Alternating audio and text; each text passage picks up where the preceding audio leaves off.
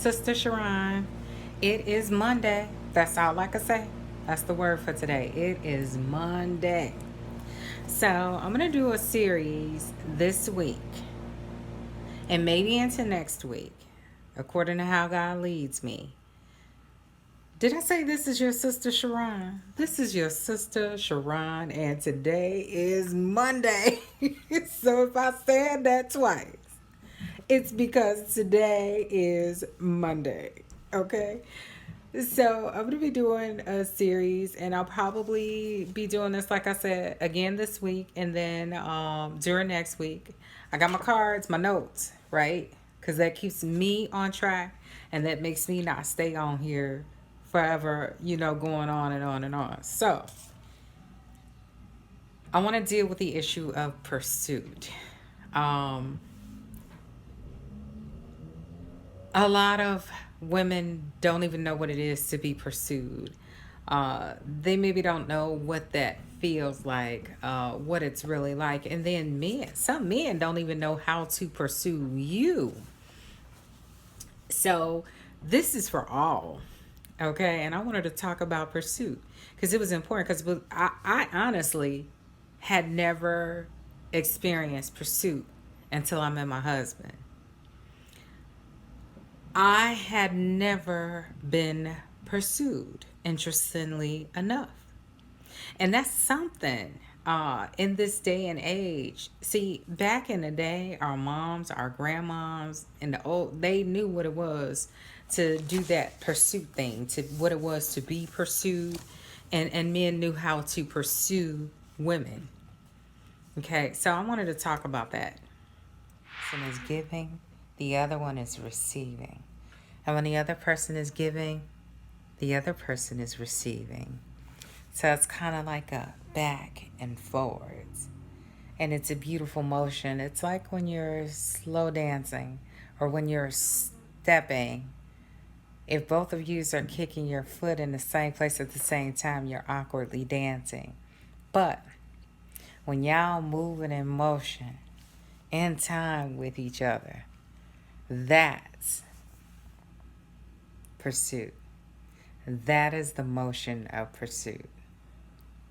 So for a woman, or for me in particular, it felt very intoxicating when my husband was pursuing me.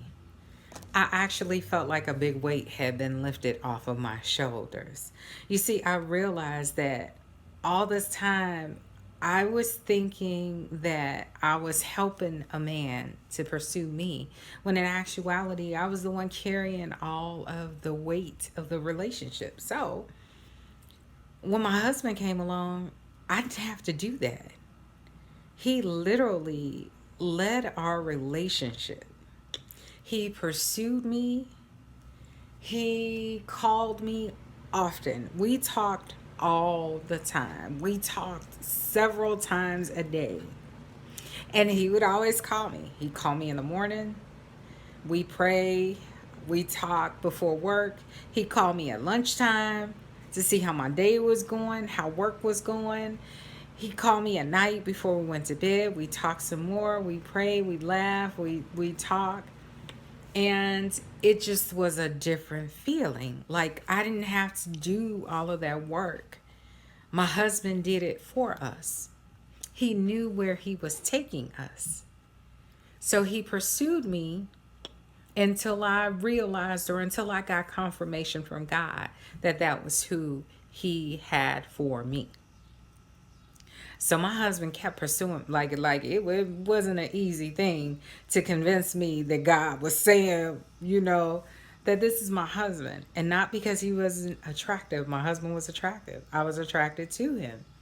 But I had made so many mistakes in dating in my life that I didn't want to do that again. So I was being very cautious to make sure that I wasn't just happy that, I was receiving attention versus knowing what I know. I knew what I knew. I knew that I wanted to be married. I knew that God had marriage for me. And I knew that there was a particular person that God had in mind for me. And it was more important to me to get the mind of God about the thing rather than to go on my own. So for me, pursuit felt very intoxicating. When I was being pursued by my husband, I felt very feminine. I felt adored. I felt giggly and giddy. I felt safe. I felt loved. And most importantly, I felt cherished. I felt as precious as I am. You see, God says that we are the apple of his eyes, Zechariah 2 and 8. And then again in Psalm 17 and 8. So now let's talk about from the man's point of view. For a man, it's realizing that God has spoken to you about a particular woman. And then stepping out in faith to pursue and claim your prize. For she will do you good all and not evil all the days of your life. Proverbs 31 and 12. And you should not be pursuing her unless you're certain that that's what she's going to do. That she will reverence you, that she will honor you, that she will respect you, that she will allow you to lead her, understanding that you are the head of that household. Yeah. See, that's a beautiful thing. Otherwise, you get friction. You're not to lord over her, but come alongside her and lead with spiritual guidance and direction. You got to know where you're going. I love this. Sister Debbie Adebayo and Pastor Julius Adebayo said this. They said, how can a man think that he's ready for a wife if he doesn't know where he's leading her? If he doesn't know where he's going himself, how can he take you somewhere? Is another way of putting it. So that always stuck with me, and I knew it to be true. So just remember this. And if you remember this, you'll be able to answer, you'll be able to figure out if whether or not the man that's currently showing you attention is showing you attention because he's trying to take you somewhere or he's trying to get something from you. Okay, so just remember that men are the givers and women, we're the receivers. And that is the natural order of things. That's the order that God set forth. And I got to tell you, many times, dear sisters, and I'm not telling you this for you to beat yourself up or for you to be like, dang, no, I'm telling you this because you need to know this in truth and in love. Many times, dear sisters, we are out of this order. We are the ones chasing and pursuing. And we're out of our natural order when we do that. That's a lot of times why marriage has not happened yet. God bless you. I love you. I pray all the best for you. Bye.